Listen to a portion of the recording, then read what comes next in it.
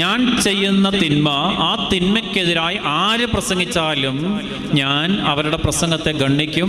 ആരെനിക്കെതിരായിട്ട് പറഞ്ഞാലും ഞാൻ അവരോട് എതിർത്ത് സംസാരിക്കും. കാരണം എന്താണെന്നറിയാവോ? എൻ്റെ ഉള്ളിൽ ഈ കുത്തല് കിടപ്പുണ്ട്. എന്ത്?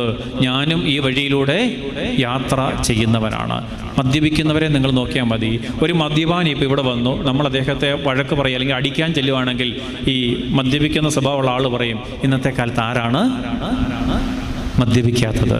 അവൻ സ്വഭാവം ഇല്ലാഞ്ഞിട്ടല്ലേ ഇങ്ങനെയൊക്കെ പറയുന്നത്, അല്ലേ?